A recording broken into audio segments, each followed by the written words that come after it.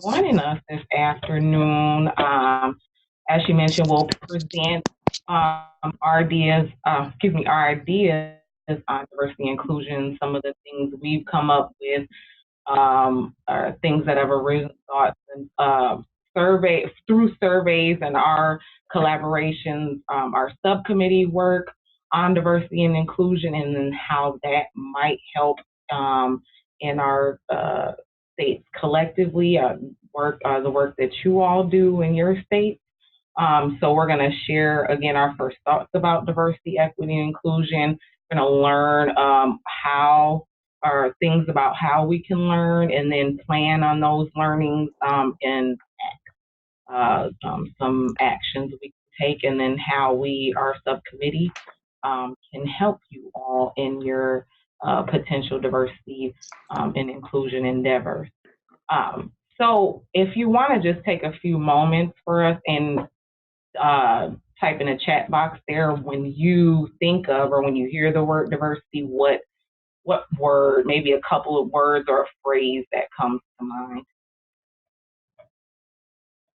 And feel free to unmute your phone or, unmute your headset and talk to us as well as far as the chat box.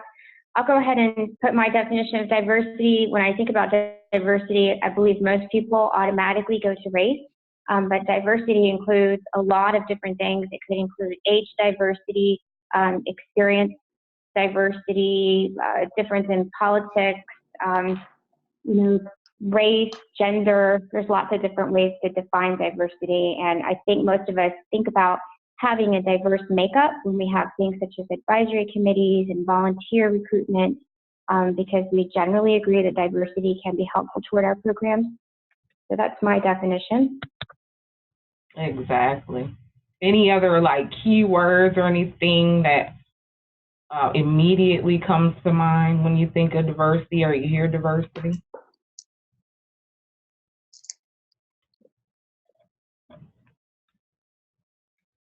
No idea. I see in the chat box we have someone mentioned health. I see one thing, health. Thanks, Michelle. Oh, of course, inclusion. Yep, richness, unique skills and interests. Well, as defined, it's of course the condition of having or being composed of differing elements. And then I think this is the key thing for me, differing in elements, and then variety especially. And then, of course, the inclusion of different types of people, people of different races, cultures, groups, comprised of different groups and organizations and the like. And then the same for equity. So a little more participation would be nice. I feel a little lonely. So if you want to just shout out a word or two, a phrase or anything that comes to mind when you think of equity.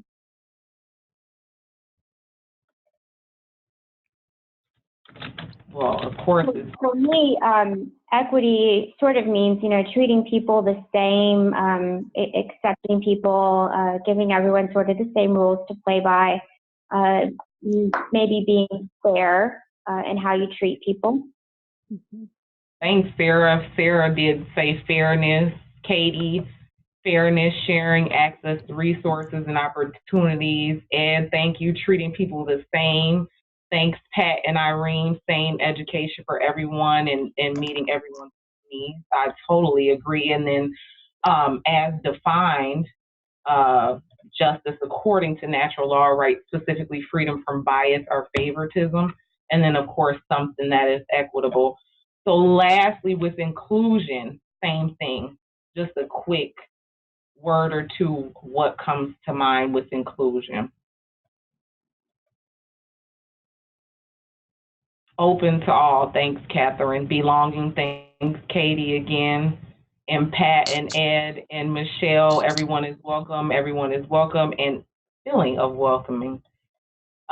So right, the act of including or the state of being included as defined by Merriam-Webster. Here's an example. If you want to take it over here, Ava, and Ava has a good point that she makes here, and I like it that she pointed this out because I didn't notice it at first, but take it away from me, Ava. Okay, so my name is Eva Pavon, and I'm in Florida, in the central Florida by Disney World. So we are in a very diverse audience, and we have a lot of different groups in our community. But I would like you to look at the diversity wheel and tell me what we're missing there, or if we think on that diversity wheel we're covering everything. And again, I'm like the Lisha, one participation. This is not just us talking. We want you to be engaged and talk to us. So tell me what you're missing, what we're missing in this one. And there's many diversity wheels out there. I'm right now taking navigating the different training, and they have a different one that I never seen. So there's a lot of different wheels out there. So this is Nicole. I think the two that I'm missing, one would be income. We tend to have people who are better off, or retired and comfortable. We don't have a lot of folks that can't afford to take the Master Gardener program participating in our classes. So I think income diversity is one. And the other one would be for us, mental and physical ability. I know I have an experience where last year I worked with special needs youth. And honestly, I was a little worried at first that I wouldn't know how to teach them. And, I didn't really know what activities were best suited for this group. And they ended up teaching me that it really isn't a big deal. You can talk to people that have different levels of abilities. You can work with special needs kids just as you can work with or, don't have special needs. And that was a big learning experience for me. So in my program, income and then mental and physical abilities. Okay. So, and I say military. I like the, I can't remember who said that one, but I like military because in my group, I have a lot of military volunteers with the military background, and that makes a big difference on their experiences and expectations. First as a volunteer and second as a being treated. And that's a big one. Thank you for mentioning about the income. The other one that I think is missing there, and is probably related with health and religion and all that, but one that is a big one for me is food choices, because we don't think about those who have different food choices, either for preferences, health issues, or religion, and we do not accommodate them, and we don't think about them. So that's one that for me is missing, and the military. Those two are big ones for me. But I also, can you move to the next slide? So I want to show you also different wheels that are out there, and there is, depending on the organization that you work for, the group that you're working, there's different ones. So one important thing that is just look at one that works for you, and then you can start moving and see what areas you are missing when you're trying to make a diverse group. So I just like to say I'm partial to this one here because in the work that I'm trying to develop here for the University of Minnesota, it's kind of centered on that self-awareness piece and the implicit implicit bias training, and just kind of coaching our volunteers to a level at which they're comfortable, making them aware of their biases, because I know that it's a little sensitive conversation for some. So just making them aware, like I said, and then kind of honing in on their strengths, which is something that we'll talk about in a little bit there.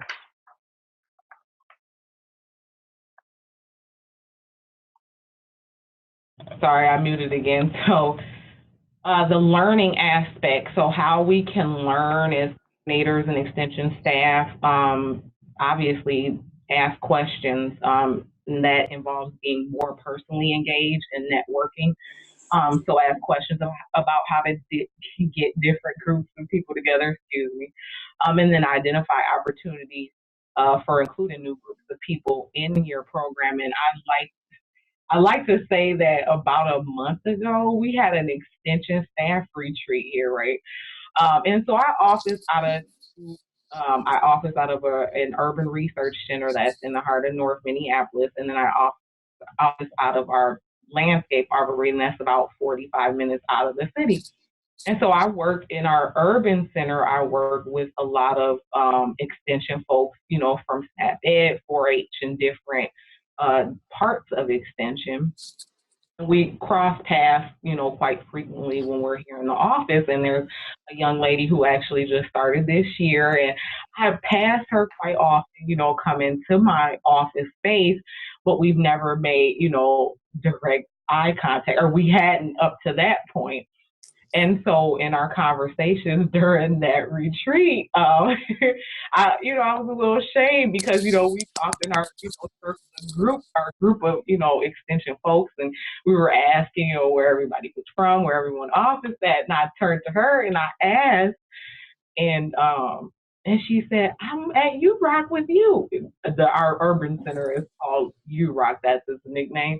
And so I share that because it speaks to that. I mean, and this is a personal thing for me, kind of getting outside of your immediate network of like extension connections and your immediate master gardener group, and building connections with those other groups outside of extension. I think we do touch on this in a few slides there, but again, just asking questions. And now through that, I share that to say, through that, just her and I conversing in our during our staff retreat, we were able to, she was able to learn about some of the work I'm doing. I was able to learn about some of the work she's doing, and we found a common ground there and the potential to collaborate on projects in the near future. So there's the option there, and I'm sure a lot of you are embarking on that endeavor. If not, of course. And then knowing your demographics. So one of the things that our subcommittee is also working on is best practices for data collection. So a letter will be, the plan is a letter will be distributed to one of our program close contacts, one of the representatives with USDA NIFA that we have a relationship with, Dr. Tom Buick. So through that, we hope to develop a best practices document that would then be shared with you all. Again, as far as ways to kind of best collect that data, and then that'll again, rather in turn, give you better knowledge of the demographics that you're working with. Excuse me. What about planning, Ava? Okay, so when we're talking about that we want to reach to our diverse audience, and we want to look for the different groups that are out there, one of the things is that we need to make sure we plan accordingly. After we check our demographics and, we check the census and see what are the different communities that are out there, we need to take in consideration, if do we have an easy transportation for those who want to be in our programs? Do we have some people that have problems with hearing, that they're deaf, or they have problems with vision?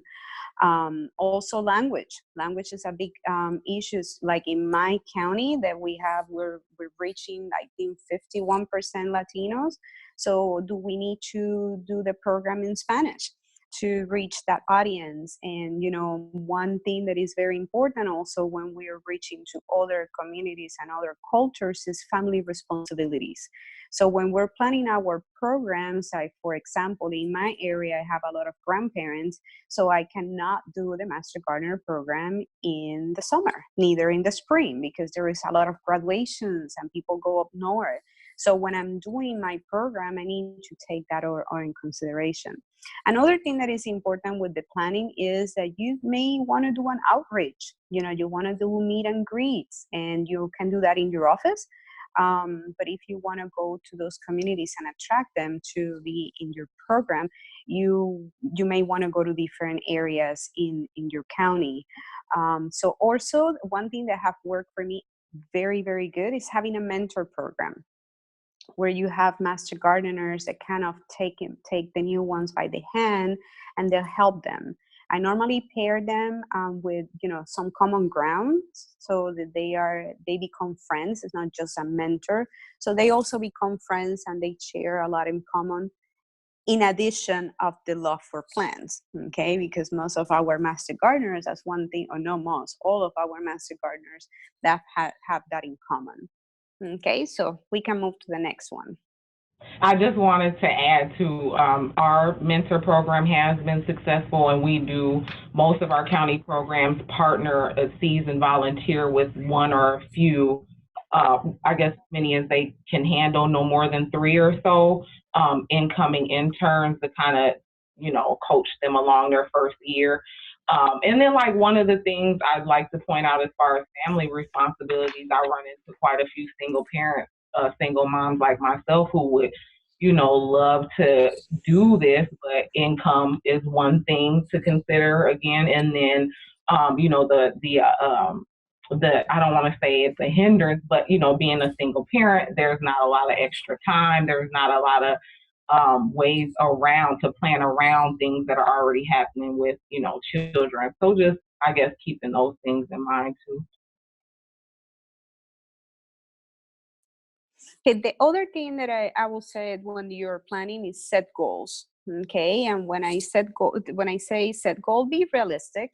I will tell you and I will confess, like my demographics in my county, like I told you earlier, is 50% Latinos, and I'm not even close to reach that in my county, in my group as the master gardeners. And I'm Latina, I speak Spanish, so, but I'm trying. One of the things is that I know I'm trying, like the first class, I only have one person. And then my last class, I actually have 4.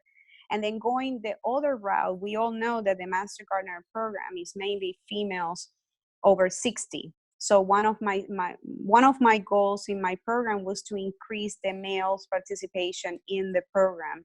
So my first class, I only have 1. My last class, I have 6. So it's also, reaching out to those males that are in my class. It's like, hey, do you have your friends? Because I want to do this, and I need the males to help me with other projects. So how you can help me. So that was one of my goals, but make sure you keep them realistic. Another thing that I will suggest that you can plan, and I do this a lot too, is identify colleagues or community members or volunteers that can help you to reach those goals. And I'm going to give you an example. I do have a tree giveaway program that I do every spring. And what I do is I reach out to our forester in the area, and she comes and help me with my classes. So what I do, instead of me teaching 24 classes to reach my community, she comes and help me, and she teaches 12 of the classes. So she teaches all my classes in English, and then I'm in the next room teaching in Spanish. What I achieve with that, I do a lot of things. First of all, I'm helping myself not having to teach so many classes. But second, like in my family, I will bring my mom to one of these classes, and my mom will go to the Spanish class, but I will go to the English class. So that way you have that participation, that the whole family comes to the class to take their tree, but then they don't have to go different days, different locations. So we're providing that right there. And if you don't have a partner in the community, then look at your volunteers. Like check your volunteers, check which ones speak another language, or they can help you to reach that community you're looking to get services. Okay, and then identify. I just wanted to quick say that too, touch on your building relationships with the Hispanic population in your area. And so I don't know if a lot of folks out here know that Minnesota is home to a large Native American population, and we're working on establishing or I guess building that relationship, amongst extension, kind of working again collectively with particularly the Mille Lacs Band of Ojibwe, which is a tribe located in central Minnesota. That's about 3.5 hours north of the city.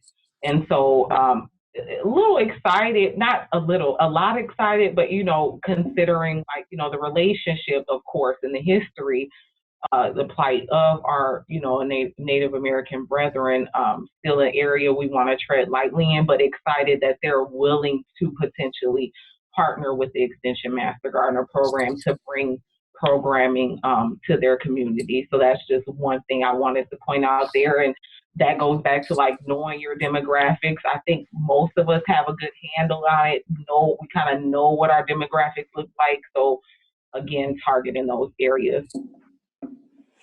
Okay, so another thing that you can do during the planning time is identify action step. Can you go back one? Action steps that to reach your goal. So after you identify, those colleagues or just community members or volunteer, then who is responsible for what? So everybody knows this is our goal and this is what we're going to do. If you need to look for resources, where are those resources? Is there any other community out there, community organization that is working with this community that I can help them and they can help me? And also do a timeline that, like by the next spring, I'm going to do 2-3 festivals. They are in the Japanese culture, and to reach out to that, for example. Next one. So then when we're in that phase now of acting. So now we know this is the community that we're going to reach, and then what we can do to start the baby steps to get into the community. So one of them is writing articles in other languages. And I know a lot of people will say, like, but I don't speak the language, or like, how I do that. One of the suggestions is if you have a volunteer that, like I have volunteers, they are from Brazil, so they speak Portuguese. So we're talking and I'm reaching out to them, see if they can write an article. I have to trust them. So that is where you build your trust with your volunteers. I have to trust them. And then we will have some articles in the Brazilian newspaper. So one of the things I offer, and I said before, I'm going to start I have few articles in Spanish, and I'm going to start writing articles, general articles in Spanish that you can reach out to me and, you can use it. Because if I'm just writing an article, a general article about the Master Gardener program, you can use it no matter where you are. And if you need to change just the basic, like the requirements, just let me know. I switch that for you. As long as you give the credit to the author, I think it's okay for you to use somebody else articles to promote your program. Another thing, and this was Deirdre had this part that, if you're doing a website and you make sure that design is user friendly, that you have settings and it's easy to scroll down for everybody to see. Because as much as we're moving to this digital era, we still have people that it's not easy for them. So we need to still do it. We need to still have it easy, but then attractive to those who are into the digital era. And if you do videos, you can use closed caption. And like right now, I'm working to do videos in Spanish and in English, the same video. So that is one thing that you can use. You can reach out to other agents across the nation and see what they have available.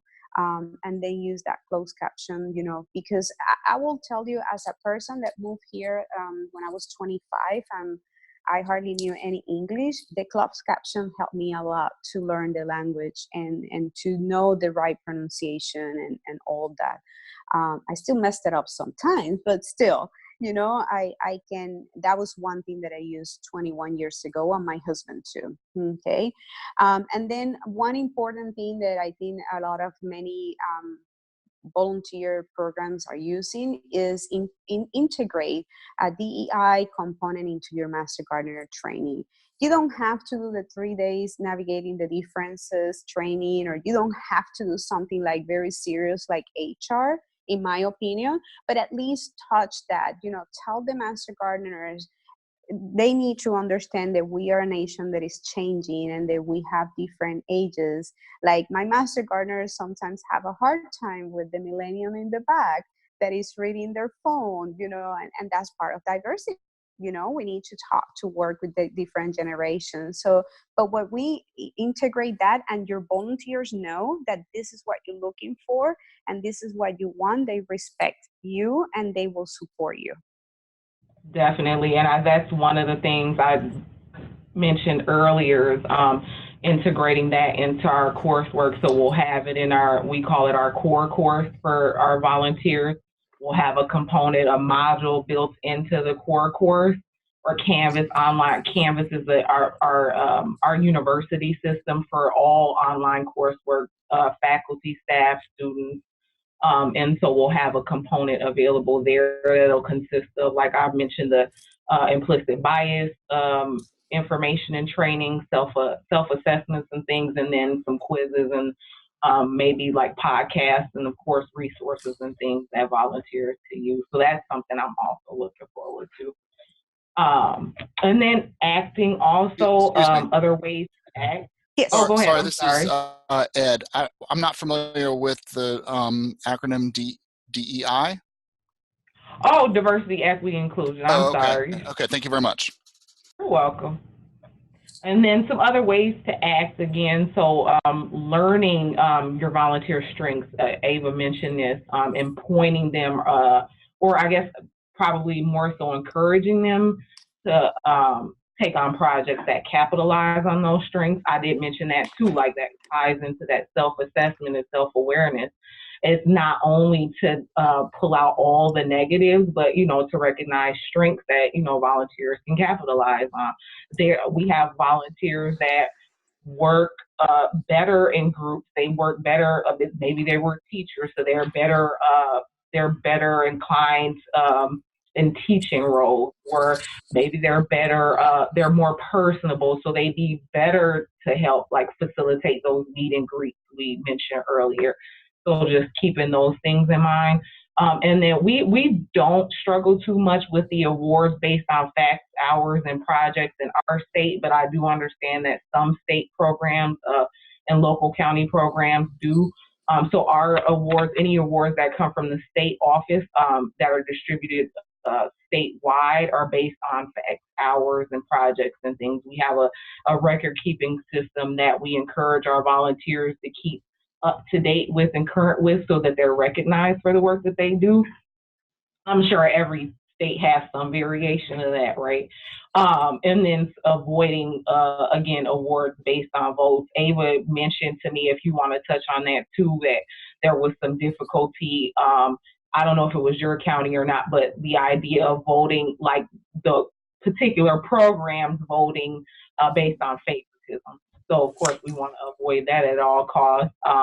And then if possible, vary the volunteer, the basic training, or what we call our core course training, vary the location, day, and time.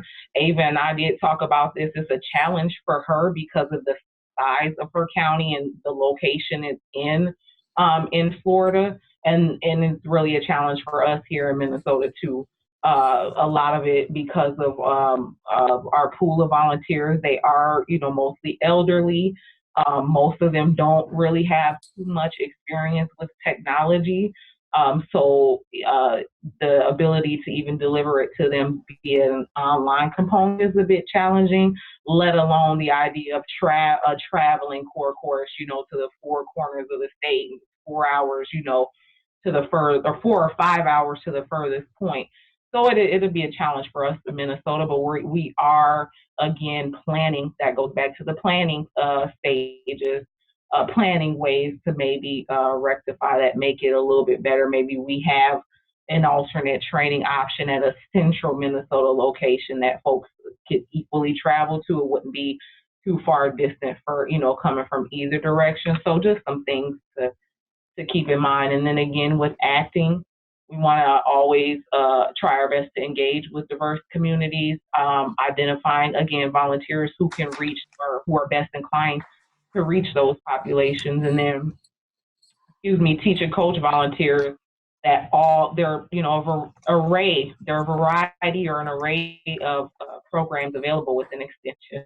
So, you know, 4-H, they don't just handle cows and plow and sow anymore, which I'm becoming, which I'm really learning. I was going to say becoming accustomed to, but no, I'm really just still learning. I've been with Extension here at the University of Minnesota for 4 years, and I'm really just now getting a grasp on all the things that 4-H does. And then, of course, our Extension Master Gardener program, Conservation Steward. We have a lot of local programs based on our climate and our like wasp watchers and things like that. But then there's food conservation, soil testing. And we actually just started a cohort group for master gardeners, almost 100, if I'm not mistaken, food preservation. So they're going to go through a certified training, and then they'll be able to use that in a toolkit and deliver it to their community. So other good things in the works that maybe some of you all might be able to take on. And then building trust in your volunteers. I think it kind of, to me, that goes both ways. Allow them to build trust in you too.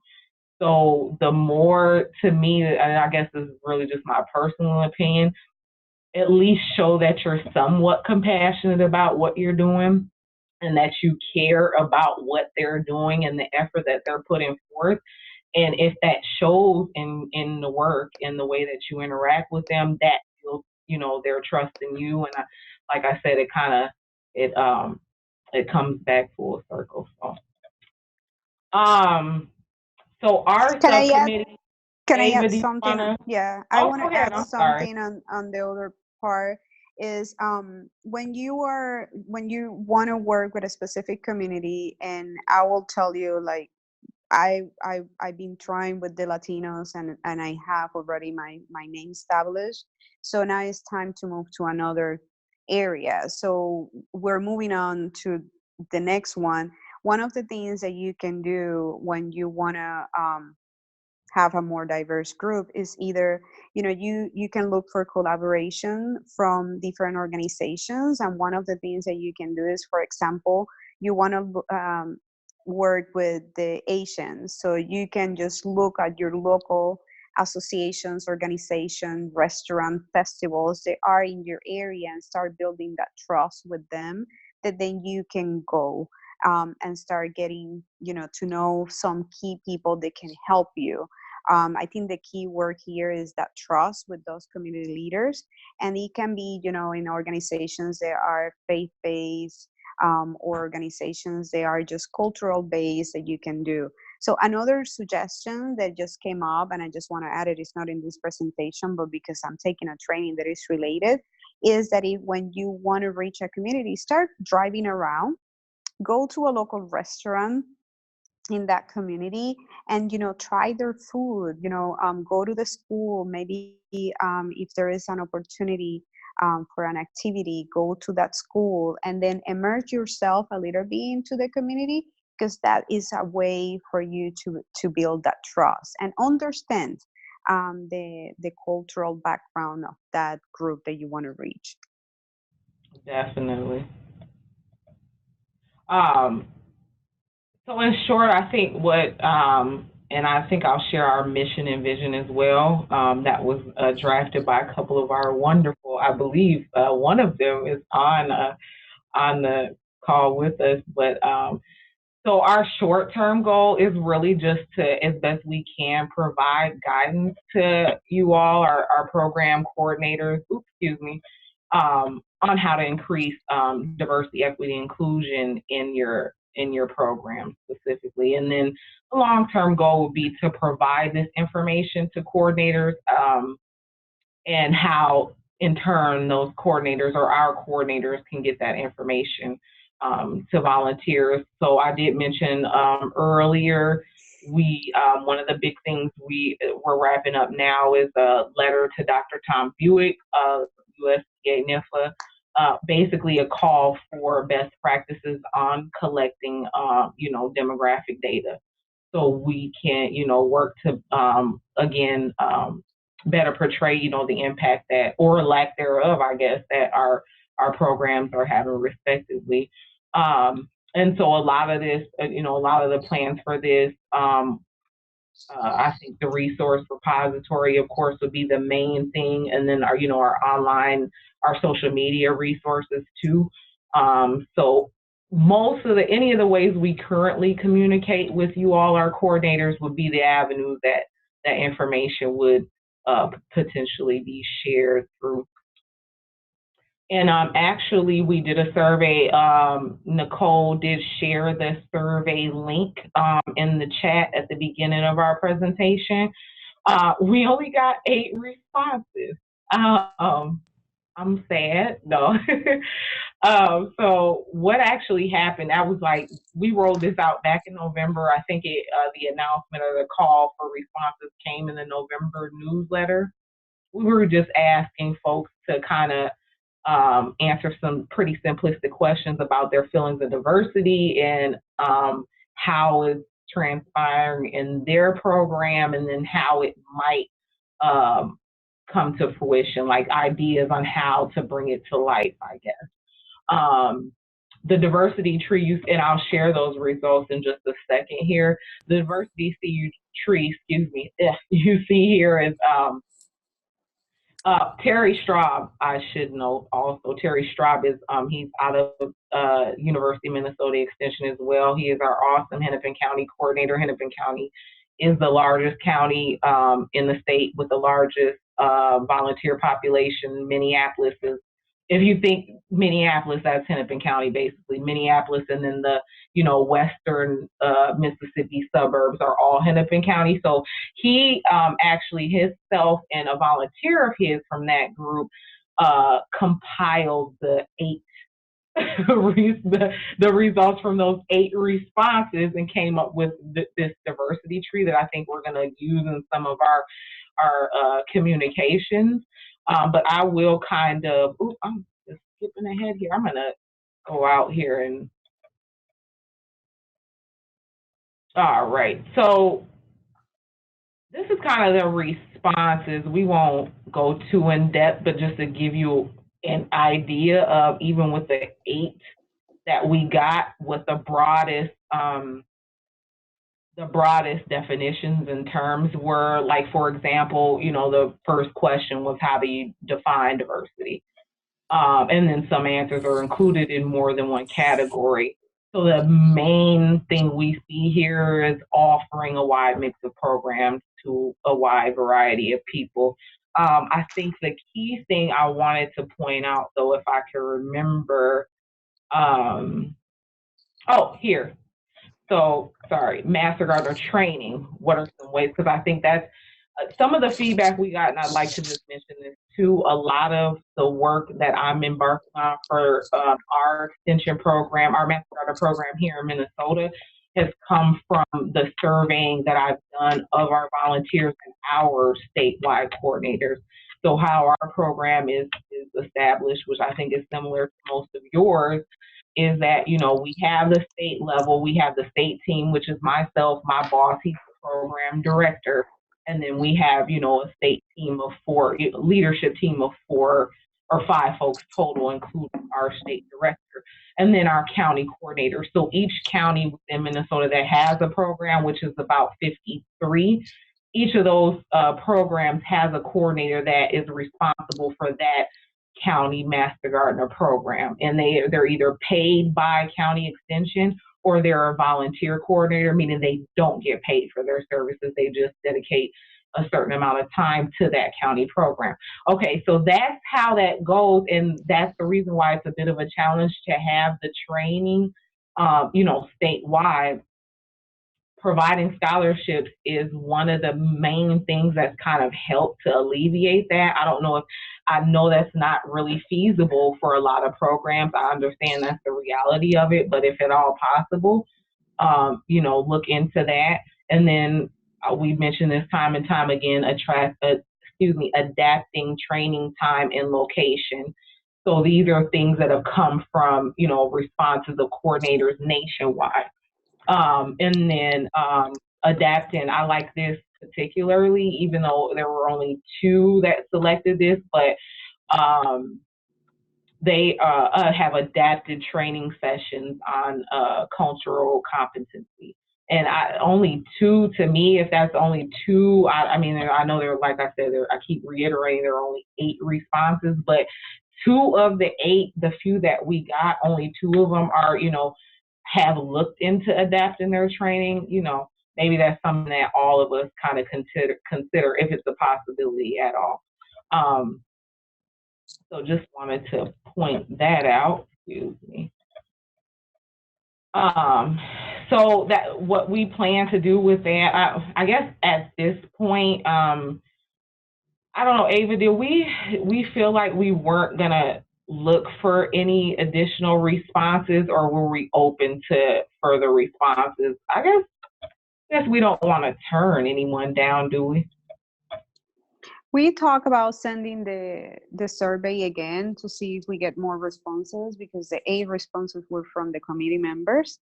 So we know we're doing something, but we would like, I personally would like to see what else is out there and what other coordinators are doing. So we may not, I mean, okay, so I should just say Nicole did again share the link early in the session. So feel free to share your thoughts via that survey. I don't know that anything will come of it fairly soon or fairly quickly. It's something I struggle with. I'll touch on that in a second. But yeah, if you'd like to, definitely share your ideas, and we can continue to work with our subcommittee to maybe bring some of those to life, or then you again use some of that information or those ideas for your own local program. Before we wrap up, though, there is one thing I wanted to share too here. Kate Garland, an awesome coordinator out of Maine, shared this with us. They developed a toolkit for resources for Maine Extension Master Gardener volunteers to utilize. And I like it. This is ideally what I would like for because we're developing a new Google site for our program. Well, it's already been launched, but it's still, we're tweaking it, we're adding things, we're moving links around and changing link names and things like that. This is password protected, so if you would like to take a look at it on your own, the password is lowercase ladybug. And so basically she did a good job, I think, in creating this and giving access to her volunteers and the tools they need to train or expand on their training and their volunteer experience. And I think she did point out a couple of things, and she again shared this with us during one of our meetings a few months back. The resources. And what I like personally, I would like to implement is this program evaluation card. I don't know that we have, now we may, because I did explain to you all how our program statewide is structured. Now at the local county level, they may individually have, evaluation cards that they do after they do like garden days and things like that. But we don't have one for our program-wide evaluation. I don't think, at least from what I've noticed, we haven't done a good job at collecting that information. And so it is something that I would like to borrow, an idea that I'd like to borrow from her. And volunteers can use this. The way she has it set up, they log in, they can print this off and bring it to events with them. So I like that. I just, like I said, one minor example of something that I'd like to implement for our state, so that we, continue to get better feedback and continue to reevaluate our program structure and offerings based on some of that feedback. So just a quick little plug for Kate. Thanks so much, Kate, for that. And so, Ava, can you share, because Ava, and I just want to mention, I don't think it was emphasized early on, I've plugged in some notes and things for, a lot of the work that I'm embarking on, like I said, for the University of Minnesota. But Ava and Deirdre out of MSU, Michigan State, are primarily responsible for compiling this presentation. And they did present this at the Extension Conference in Montana a month or so ago. So I do thank them for that. But Ava, if you want to take it away and just kind of cover some of the resources you have here, and if you've used them or not, because I haven't. I can't speak to them. I haven't personally. Okay, so some of the resources I use for me personally, And then also I use some to add it to the Master Gardener training. But 4-H has a lot of different resources that they use already, especially for Latino audiences, because they have a Latino focus group at their national level.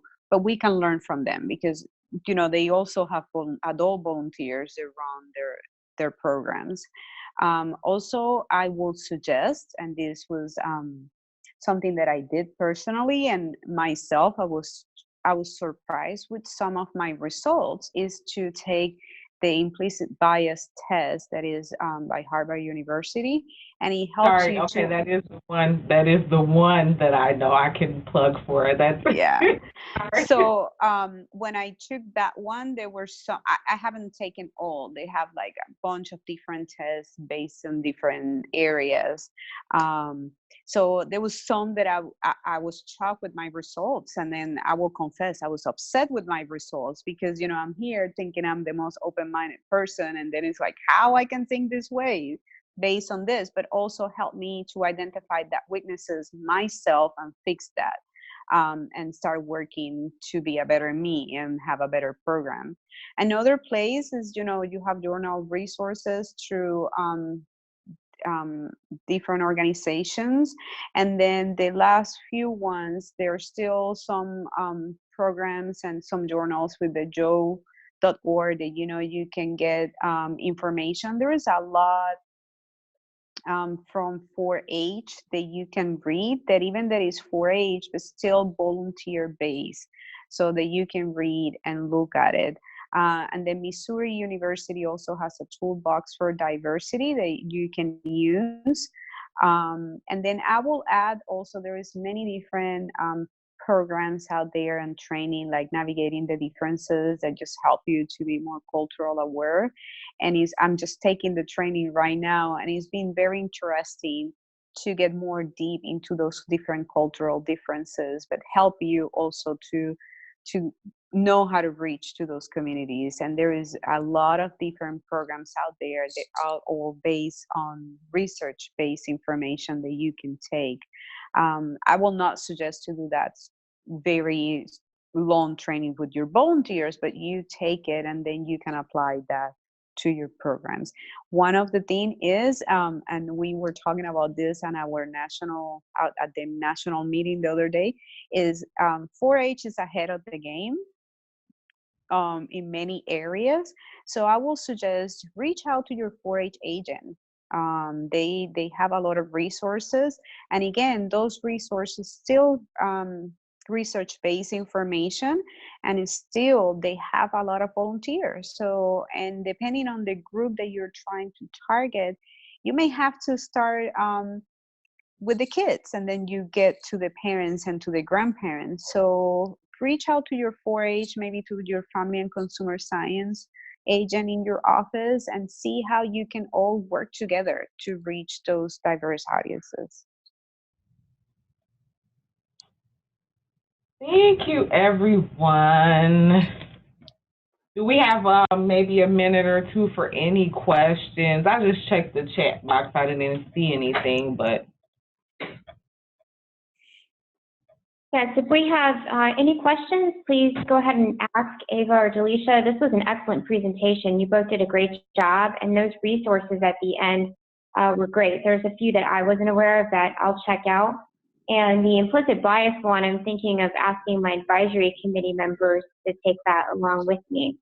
But does anyone have any questions, or would you like to share anything that you're doing in your county or state Master Gardener program that is aiming to increase diversity, equity, and inclusion? So we do have a question in the chat box. Katie.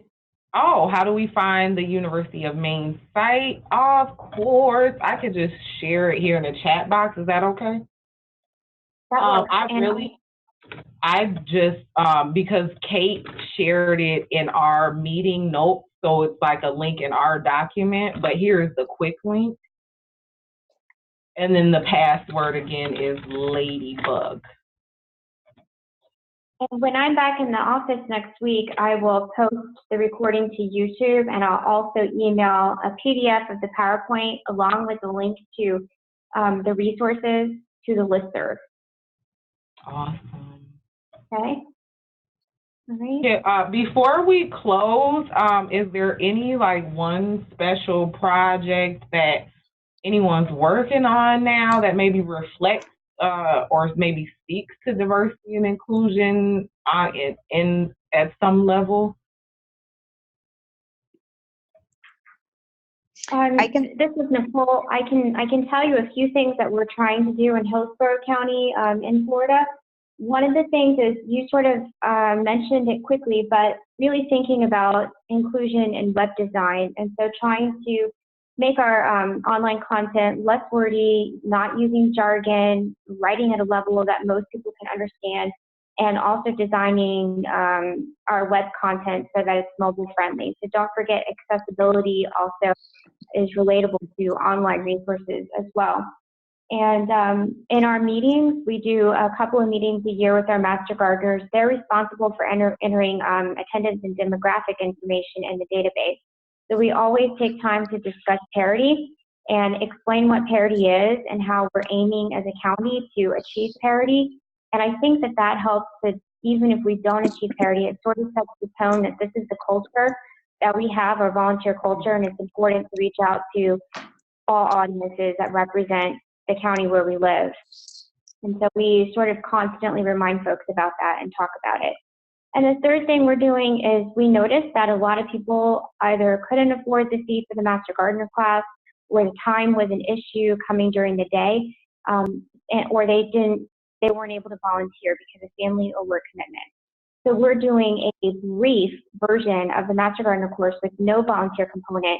We're going to do it on Tuesday evenings right after work, and it'll be a condensed class, not in depth as the Master Gardener volunteer program, but some core topics so that we can reach those people that really want the information, want to learn from extension, but they're just not able to volunteer or can't come to the standard Wednesday class.